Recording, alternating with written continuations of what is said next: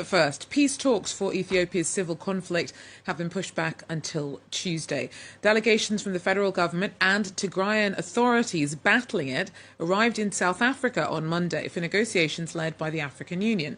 Now, 2 years of fighting in the northern Ethiopian region of Tigray have likely cost hundreds of thousands of lives and left millions facing starvation. But details have been hard to come by because of the communications blackout. Earlier I spoke to Dr. Aklilu Hailemichael, who is the representative of the TPLF in Europe and the former Ethiopian State Minister of Foreign Affairs.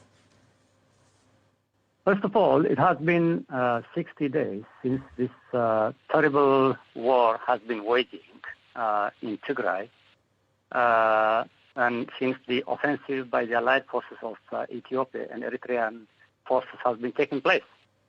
And we expect results in 4 areas. The first is unconditional and immediate cessation of hostilities. Actually, I have been saying this in a statement that we issued on September 11. Secondly, the recent resumption of the fighting has resulted in a new wave of internally displaced people. Around 1 million additional people have been displaced because of the fighting. So we expect there will be unfettered humanitarian access to people who live in areas controlled by the allied forces as well as by the Ethiopian government, by the Tigray government. Thirdly, atrocities are taking place inside cities and other areas that are controlled by the allied forces. So we would like international human rights institutions, as well as international media, to come in and observe those atrocities. And fourthly, the cessation of hostilities cannot work if Eritrea does not withdraw.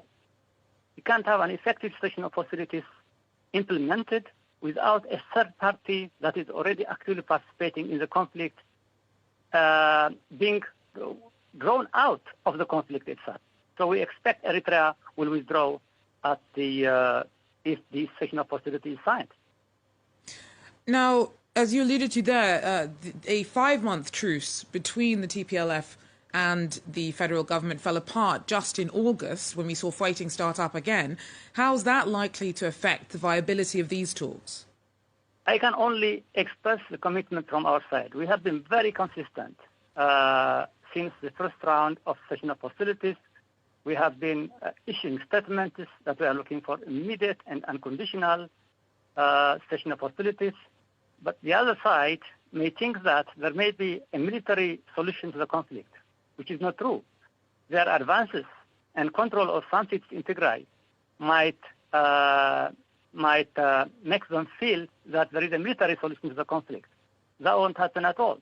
Even if they control all the cities in Tigray, it doesn't mean the conflict has ended. The struggle for survival of the people of Tigray will continue in one way or the other. As you pointed out, getting information out of Tigray has been very difficult. So what is your understanding of where things now currently stand in the region?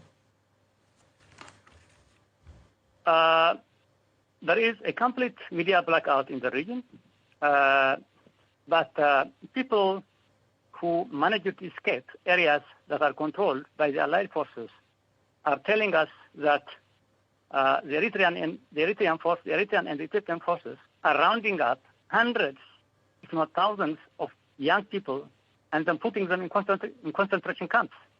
And they want to continue the kind of atrocities we saw 2 years ago in the first round of fighting. Dr. Aklilu Hailemichael there speaking to me a little earlier on.